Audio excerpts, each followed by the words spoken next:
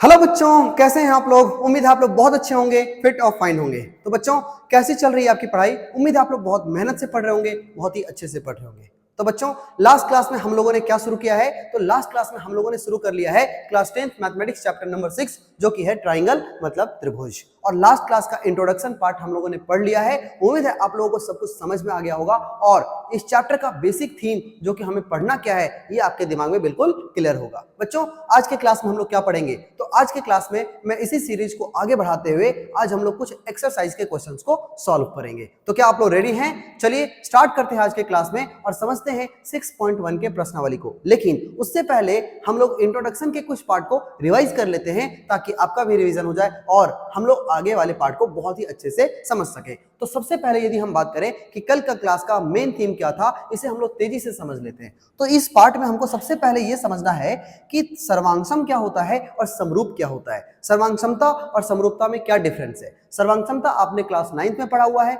और अभी इस चैप्टर में हमें समरूपता पर फोकस करना है। बच्चों, इन दोनों को गौर से देखते हैं। सबसे पहले यदि हम देखें सर्वांगसमता को, तो मान लेते हैं कि इस तरह का आपके सामने एक ट्राइंगल है ना। ये है आपका ए, ये है आपका बी, ये है आपका सी, ठीक है। और इसी तरीके से यदि हम ध्यान दें तो इस तरीके का एक ट्राइंगल है ना। और इसका नाम है P, इसका नाम है Q और इसका नाम है R। ध्यान देना कि ये हमारा एक वैल्यू जो है इसका दिया हुआ है, मान लेते हैं 4 सेंटीमीटर, और ये आपका दिया हुआ है 3 सेंटीमीटर और ये दिया है आपका 5 सेंटीमीटर। ऐसे ही कंडीशन में देखें तो ये दिया है आपका 4 सेंटीमीटर, ये दिया है 3 सेंटीमीटर और ये दिया है 5 सेंटीमीटर, ठीक है। तो बहुत ही अच्छे से हमें ये दो त्रिभुज आराम से दिख रहे होंगे, है ना। अब समरूपता की बात करते हैं। थोड़ा सा हम लोग दोनों को कंपेयर करते हुए चलेंगे ताकि चीजें बड़ी अच्छे से हमारे दिमाग में क्लियर रहे। तो बच्चों, यहाँ पर देखें तो एक त्रिभुज मान लेते हैं हमारा इस तरीके का है और दूसरा जो त्रिभुज है वो इस तरीके का है। यदि दो त्रिभुज आपके सामने दिख रहे हो तो अच्छा होगा। अब आप देखते हैं कि इसका वैल्यू क्या है। इसको हम लोग मान लेते हैं ए बी सी और इसको मान लेते हैं पी क्यू आर। अब ध्यान देना सब लोग बोर्ड पर, अटेंशन ऑन द बोर्ड। बच्चों, यहां पर मान लेते हैं कि ये आपका दे रखा है 2 सेंटीमीटर और ये दे रखा है 4 सेंटीमीटर, ये दे रखा है मान लेते हैं 3 सेंटीमीटर और ये दे रखा है आपका 6 सेंटीमीटर। वैसे ही ये है आपका 5 सेंटीमीटर, सॉरी 5 नहीं, यदि ये मान लेते हैं आपका दे रखा है 4 सेंटीमीटर और ये दे रखा है आपका 8 सेंटीमीटर। तो इस तरीके से दो जगह पर हम लोगों ने कंपेयर करने की कोशिश की है कि ये क्या है और वो क्या है। बच्चों, यहां देखना है, सबसे इंपॉर्टेंट बात ये है, इन दो त्रिभुज, ये जो दो त्रिभुज है ये आपस में सर्वांगसम है। बच्चों, सर्वांगसम क्या होता है और इसे हम लोग कहते हैं कि ये समरूप है। अब समरूप और सर्वांगसमता में क्या अंतर है। देखो, हम लोग को जनरली ये समझते हैं सर्वांगसमता का मतलब होता है, देखो नाम में ही छिपा हुआ है, सर्वांगसम का मतलब होता है सर्व अंग सम। मतलब जब सभी अंग जो होते हैं, सारे अंग, अंग मतलब एक त्रिभुज में क्या अंग हो सकते हैं, उसकी भुजाएं हो सकती हैं, उसका कोण हो सकता है, उसका शीर्ष हो सकता है। जब ये दोनों बिल्कुल इक्वल हो जाए, है ना, ऐसे समय में हम इसे क्या कहते हैं, सर्वांगसम कहते हैं। बोलो सर नहीं समझ में आया। देखो, जैसे मेरा ये वाला हैंड है, मेरा ये हाथ है और मेरा ये हाथ है, जब इसका दोनों का माप बिल्कुल सेम होगा तो ये एक दूसरे के पीछे ओवरलैप कर जाएगा, और जब ओवरलैप कर जाएगा तो एक दूसरे के पीछे बिल्कुल एक तरीके से छिप जाएगा। और इसका सारा अंग इसके सारे अंग के एकदम इक्वल है, इसलिए ये एक दूसरे के पीछे छिप जा रहे हैं। इसी तरीके से जब दो त्रिभुज एक दूसरे के ऊपर ओवरलैप कर जाए तो हम समझते हैं कि ये क्या कहलाएगा, सर्वांगसम कहलाएगा। अब आप कहोगे सर ऐसा कैसे हो सकता है। देखो बच्चों, यदि हम इसको इस तरीके से उठा करके और ये 3 को इसके ऊपर डाल दे, ये 4 की भुजा इसके ऊपर डाल दे और 5 को इसके ऊपर डाल दे, तो ये एक दूसरे के पीछे छिप जाएगा। इसका मतलब क्या समझ में आया। यहां पर कंडीशन ध्यान देना, कंडीशन ये है कि इसका जो ये जो BC है ये इसका PQ के बराबर है। मतलब यहाँ पर BC जो है वो PQ के बराबर हो गया, ठीक है ना। अच्छा, यहाँ पर जो हमारा AB है बच्चों, ये AB किसके बराबर हो गया, तो AB बराबर हो गया इसके QR के बराबर हो गया है, ठीक है। उसी तरह से इसका कर्ण मतलब AC जो है ये इसके कर्ण मतलब PR के बराबर हो गया है, ठीक है। इतनी बातें समझ में आ गई। और जब भी दो त्रिभुज आपस में सर्वांगसम होगा, सोचो एक दूसरे के ऊपर ओवरलैप हो रहा है, तो क्या इसका ये कोण इसके ये कोण के बराबर, इसका ए वाला जो कोण है वो इस वाले कोण के बराबर, और इसका ये वाला जो कोण है वो इस वाले कोण के बराबर नहीं होगा। बिल्कुल होगा। क्या समझ में आया कि इसका एंगल बी जो है बच्चों ये बराबर हो रहा है एंगल क्यू का। ऐसे ही एंगल ए जो है ये बराबर हो रहा है किसके, तो एंगल ए हमारा जो बराबर हो रहा है, तो हम देख सकते हैं कि एंगल ए जो है वो 4 और 5 के बीच में बन रहा है, तो 4 और 5 के बीच में आर बन रहा है, तो एंगल ए बराबर हो गया होगा एंगल आर के बराबर हो गया होगा। ऐसे ही एंगल सी जो है ये किसके बराबर हो गया, तो ये आपका एंगल पी के बराबर हो गया। तो बच्चों कंडीशन, अब हम लोग बात करते हैं शर्त का, है ना। शर्त क्या होता है किसी भी सर्वांग समता का? देखो, सबसे इंपॉर्टेंट बात यह है कि इसकी सारी भुजाएं आपस में क्या हो जाती हैं, तो बराबर हो जाती है। इसे ध्यान रखना है हमेशा, ठीक है। इसके अलावा इसके जितने भी कोण होते हैं, ये कोण भी आपस में क्या हो जाते हैं, बराबर। तो यदि दो त्रिभुज आपस में सर्वांगसम है तो एक दूसरे के ऊपर ओवरलैप करेगा, और यदि ओवरलैप कर रहा है मतलब इसकी भुजाएं भी बराबर होंगी और इसका कोण भी बराबर होगा। बोलो, बहुत अच्छे से समझ में आया ना। तो ये था इसका कंडीशन। बच्चों, एक और बात हमारा छूट गया है, इसे हम लोग सीख लेते हैं। देखो, इसका एक और कंडीशन ये है कि जब भी दो त्रिभुज को हमें सर्वांगसम करना है तो उसके लिए हमें कुछ कसौटियां, मतलब कुछ रूल्स, कुछ कंडीशंस को फॉलो करना होता है। कब कब हम कह सकते हैं कि दो त्रिभुज सर्वांगसम है, तो इसके लिए आपने कसौटियां पढ़ रखा है पहले से, उम्मीद है कि ये होता है आपका सबसे पहला जो कंडीशन है बच्चों, ये होता है एस एस एस, फिर हमने पढ़ा है एस ये एस, फिर हमने पढ़ा है ए एस, फिर हमने पढ़ा है ASA, और लास्ट में हम लोगों ने पढ़ा है RHS। यदि आपको बहुत ही जल्दी, बहुत ही आराम से जल्दी याद करना है ट्रिक से, तो याद रखना का मतलब हुआ SSS, है ना। उसके बाद सास, उसके बाद आस, उसके बाद आशा। ऐसे यदि आप याद रखते हैं तो आप जल्दी बहुत ही आराम से याद कर लेते हैं, और कभी आप कंफ्यूज नहीं होते हैं कि क्या ऐसा भी कुछ होता है क्या, हाँ ए भी होता है क्या? नहीं, ऐसा कुछ नहीं होता बच्चों, है ना। यदि एग्जाम में आ जाए तो बिल्कुल भी घबराना नहीं है, ऐसा कुछ नहीं होता। क्या SAA होता है क्या? नहीं, ये भी कंडीशन नहीं होता। कसौटियों की बात करें तो सिर्फ ये होते हैं, ये 5 कसौटियां आपको याद रखना है सर्वांग समता के लिए। चलो, ये बात समझ में आ गया। अब हम लोग बात करते हैं आज के हमारे मुख्य चैप्टर की जो मेन कॉन्सेप्ट है इसके बारे में, कि समरूप कब होता है सर। देखो, इन दो त्रिभुजों को देख करके बताओ, क्या इसके जैसा ये दोनों ओवरलैप कर सकता है? बिल्कुल नहीं। क्या इन दोनों का शेप, साइज सब कुछ इक्वल है? बिल्कुल नहीं। इन दोनों को गौर से देखोगे तो यहां पर जितना बड़ा ये है उससे कहीं ज्यादा बड़ा है। लेकिन एक बात तो है कि यदि जिस रेशियो से हमारी ये वाली भुजा बढ़ रही है उसी रेशियो से ये वाली भुजा भी बढ़ी है, उसी रेशियो से ये वाली भुजा भी बढ़ी है। कहने का मतलब ये हुआ कि यदि ये 2 से 4 हुआ तो ये 3 से 6 हो गया, ये 4 से 8 हो गया। मतलब क्या समझ में आया? इसका मतलब ये है कि ये भुजा इस भुजा के बराबर नहीं है, लेकिन समानुपात है। मतलब जिस अनुपात से ये बढ़ा, डबल हुआ, उसी अनुपात से ये भी हुआ। मतलब इसकी दूसरी भुजा इसकी दूसरी भुजा के इक्वल नहीं है, लेकिन समानुपात है बच्चों। उसी तरह से इसकी तीसरी भुजा इसके तीसरी भुजा के समानुपात हो गया। तो समरूपता में एक बात है कि जिस तरीके से हम इसे लंबा करेंगे उसी तरीके से ये भी लंबा हो रहा होगा। मतलब इसे हम डबल कर देते हैं तो ये भी डबल हो जाएगा, ये भी डबल हो जाएगा। समान अनुपात से मतलब वो बढ़ता है, ठीक है ना। इसका मतलब क्या समझ में आया? इसको यदि आप सीखेंगे आगे के क्लासेस में, यहाँ पर कंडीशन क्या समझ में आया? यहाँ पर कंडीशन ये समझ में आया कि हमेशा याद रखना है कि AB, है ना, इसका AB और इसका PQ, इन दोनों का जो अनुपात है बच्चों, एक भुजा का जो अनुपात है ये बराबर हो जाएगा BC और बटे QR, है ना। दूसरी भुजा के अनुपात के बराबर हो गया। ऐसे ही तीसरी भुजा के अनुपात के बराबर होगा, मतलब AC और बट्टे में क्या हो जाएगा, PR। तो क्या बात समझ में आया? बहुत ही मजा आ रहा है। क्या समझ में आया कि इन दोनों त्रिभुजों की जो भुजाएं हैं उसका अनुपात हमेशा सेम होगा। लेकिन ध्यान रखना है कि इसकी ये जो कोण है बच्चों, ये इस कोण के बराबर होगा, इसका जो कोण होगा वो इस कोण के बराबर होगा, इसका ये कोण इस कोण के बराबर होगा। क्या मैं कोई गलती कर रहा हूं? बिल्कुल नहीं। कोण हमेशा बराबर होगा, कोण का अनुपात कभी नहीं बढ़ता बच्चों, याद रखना है। उसी तरीके से मैं यदि कहूं तो हम कह सकते हैं कि एंगल ए जो है ये बराबर होने वाला है एंगल पी के। उसी तरह से हम कह सकते हैं कि एंगल बी जो है ये बराबर हो जाएगा एंगल क्यू का, और एंगल सी बराबर हो जाएगा बच्चों किसके, एंगल आर का। बहुत ही अच्छे से समझ में आया। इसका मतलब क्या हुआ? कंडीशन क्या बन के आया हमारे सामने? कंडीशन ये बन करके आया बच्चों कि इसकी जो भुजाएं होती हैं ये सारी भुजाएं बराबर नहीं बल्कि समानुपाती हो जाएंगी, है ना। जबकि इसका जो कोण है ये सारे कोण हमेशा क्या रहेंगे, तो बराबर रहेंगे। तो दो समरूप त्रिभुज के भुजाएं हमेशा समानुपाती होती हैं लेकिन कोण हमेशा बराबर होता है। अब बात करते हैं कसौटियां का। तो ये कसौटी कैसे काम करता है ये हम लोग आगे की क्लास में सीखेंगे। लेकिन कौन कौन सी कसौटी हम फॉलो कर सकते हैं, जैसे इसमें 5 तरह की कसौटियां हम देखते हैं, उस तरीके से उसमें कितने तरह की कसौटियां हैं। तो इनमें कसौटियों की जब हम बात करते हैं बच्चों तो सिर्फ 3 याद रखने हैं।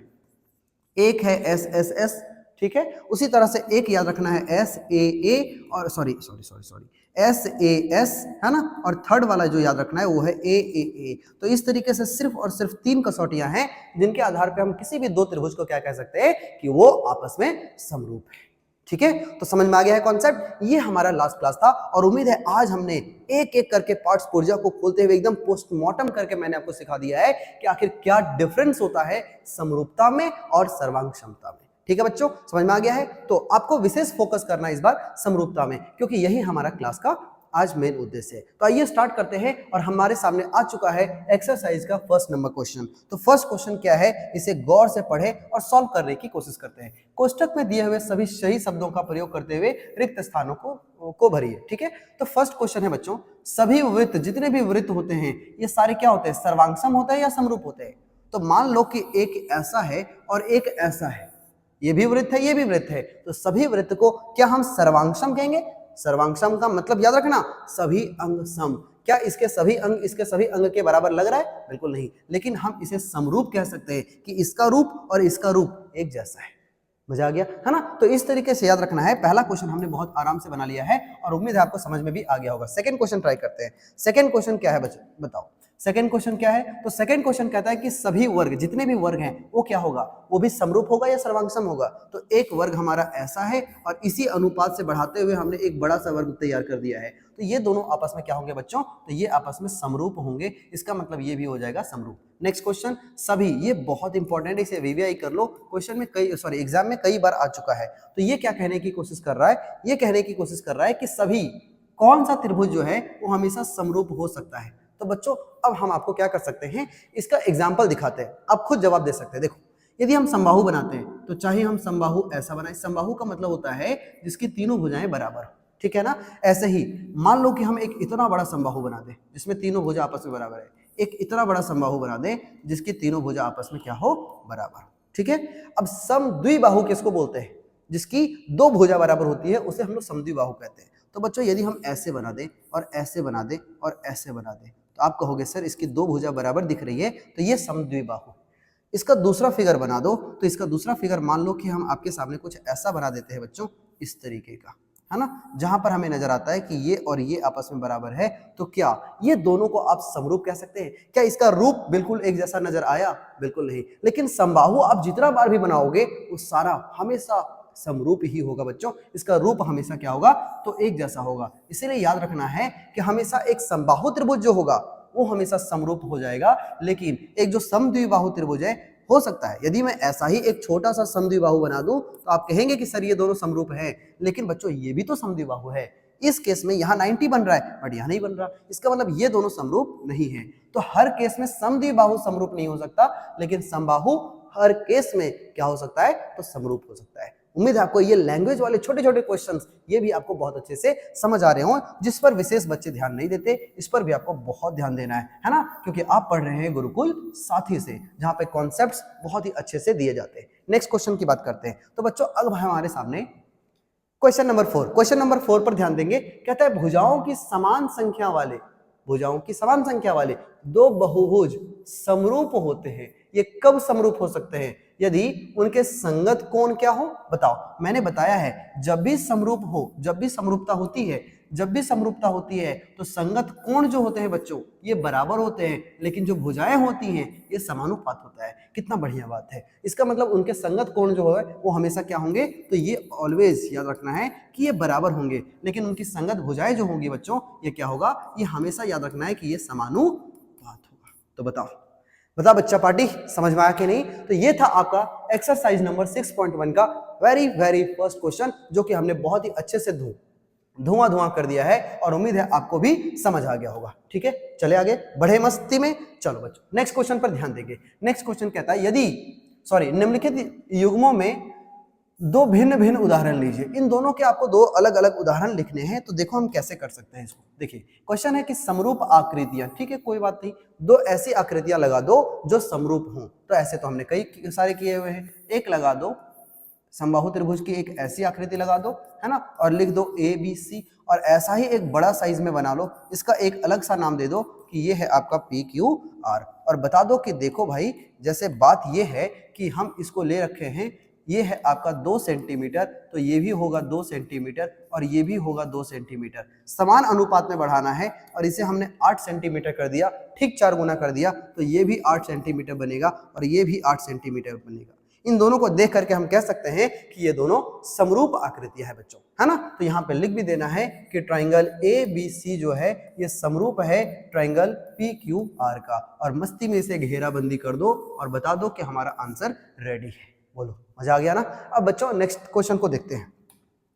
अब हमारे पास अगला क्वेश्चन है कि ऐसी आकृतियां लिखें जो समरूप नहीं हो, मतलब उसे समरूप नहीं दिखाना है। अब यदि समरूप नहीं दिखाना है इसका मतलब क्या हुआ, ऐसी दो आकृति बना दो जो एक रूप का नहीं हो। ठीक है, इसका भी इलाज है हमारे पास। हम एक बना देंगे इस तरीके का, है ना। एक बनाने की कोशिश करेंगे हम समबाहु त्रिभुज का, नाम दे देंगे ABC, और एक बना देंगे हम राइट एंगल ट्राइंगल मतलब समकोण त्रिभुज, और इसका नाम दे देंगे PQR। साफ साफ समझ में आ रहा है कि यदि हम इसको समबाहु त्रिभुज कर रहे हैं तो तीनों भुजाएं हमें क्या रखना होगा, इक्वल। लेकिन समकोण त्रिभुज है तो हमें ट्रिपलेट इस्तेमाल करना पड़ेगा। तो हम लिख देते हैं इसे 3 और इसे लिख देते हैं 4, तो ये बन जाएगा आपका 5। क्या ये दोनों समरूप आप कहेंगे? बिल्कुल नहीं, क्योंकि ये रूप में एक जैसे दिख ही नहीं रहे। तो हम लिखेंगे कि यहाँ पर ट्राइंगल जो ABC है बच्चों, ये समान अनुपात से नहीं बढ़ रहा, मतलब ये जो है वो समरूप नहीं है। किसका? तो PQR के समरूप नहीं है, और हम इसे ऐसे घेर करके हम अपना काम फिनिश कर सकते हैं। बोलो, मजा आ गया ना।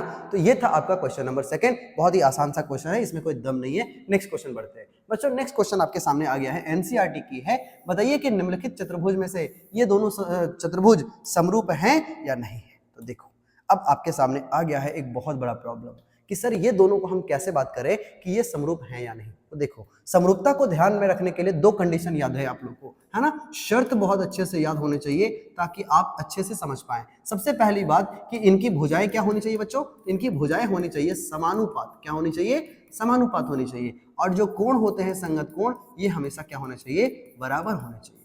क्या हम पहले चेक कर लेते हैं? चलो टेस्टिंग नंबर 1, है ना। चलो माइक टेस्ट नहीं, फिगर टेस्ट। भुजाएं जो हैं ये समानुपात है, आ जाओ चेक करते हैं। यदि यहाँ पर 1.5 है तो ये हो गया 3, चलो ठीक है। ये हो गया 2 गुना, बहुत बढ़िया, है ना। ये था 1.5 तो ये भी हो गया 3, ये भी 2 गुना, बहुत बढ़िया। इससे ये हो गया 3, 2 गुना, और इससे ये हो गया 3, बहुत ही सुंदर, है ना बच्चों। मतलब भुजाएं जो है वो एक ही अनुपात में बढ़ रहा है, ऐसा हमें महसूस हो गया है। बहुत ही आराम से हम देख पा रहे हैं कि बिल्कुल सर, जिस तरीके से पहले वाले ये जो चतुर्भुज हमें नजर आ रहा है उसी रेशियो में इसका बढ़ रहा है। Very good. लेकिन बच्चों दूसरा कंडीशन देखो, दूसरा कंडीशन है कि इसका कोण जो है वो हमेशा बराबर होने चाहिए। क्या इसका ये कोण आपको इस कोण के बराबर लग रहा है? बिल्कुल नहीं। यहाँ 90 डिग्री बन रहा है। 90 डिग्री कब बनता है जानते हो क्या? एक पड़ा हो एक खड़ा हो, तभी 90 डिग्री बनता है बच्चों। तो यहाँ देखो ये पड़ा है और ये खड़ा है, लेकिन ऐसे कंडीशन में हमें यहाँ नजर नहीं आ रहा। देखो ये इस तरीके का तो है, लेकिन 90 ऐसा होना चाहिए, ऐसा यहाँ नहीं है। और जब कोण संगत कोण यदि आपस में बराबर नहीं हो तो हम इसे समरूप नहीं कह सकते। तो यहाँ हम लिख देंगे इनकी, है ना, लिखेंगे इन 2 चतुर्भुजों की। क्या लिखना होगा आपको जवाब में? इन चतुर्भुजों की, है ना, लिखना है बहुत ही अच्छे से। इन चतुर्भुजों की भुजाएं, संगत भुजाएं, है ना, लिखना होगा इन 2 चतुर्भुजों की संगत भुजाएं क्या है बच्चों? तो समानुपात है, समानुपाती है।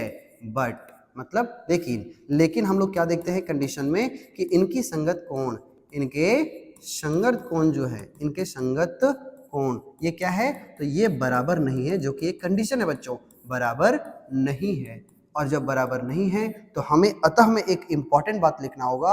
अतः हम कह सकते हैं कि PQRS जो है, क्या मतलब चतुर्भुज जो है हमारा, ये जो चतुर्भुज है PQRS, ये समरूप नहीं है। किसके? तो चतुर्भुज ABCD के समरूप नहीं है बच्चों। ये आप लिख सकते हैं और ये आपका हो गया सही जवाब। बोलो कैसा लगा क्वेश्चन, है ना, मजा आ गया। कंडीशन को अभी आपको सीखना है। अभी हम लोग क्या कर रहे हैं, सिर्फ स्टार्ट कर रहे हैं अपने गाड़ी को। एक बार इंजन स्टार्ट हो जाए उसके बाद हम बहुत तेजी से चैप्टर में आगे बढ़ेंगे। और ये जो फर्स्ट एक्सरसाइज है ये आपको तो सिर्फ एकदम लल्लू सा प्रैक्टिस के लिए बच्चों, और जब आप एक बार प्रैक्टिस कर लेंगे तो बहुत ही मस्ती में हम लोग चैप्टर को आगे बढ़ा सकते हैं। ठीक है, तो उम्मीद है आपको ये समझ में आ गया होगा। और यहाँ खत्म होता है आपका प्रश्नावली 6.1।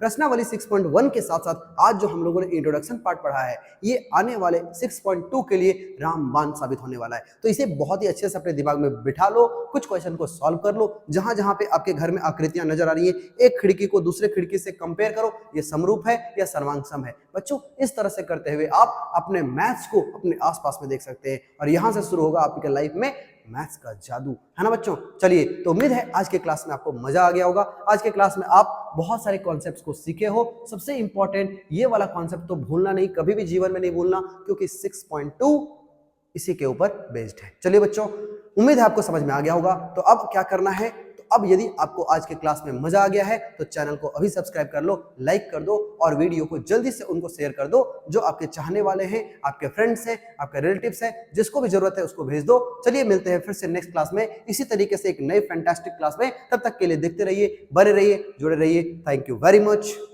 जय हिंद।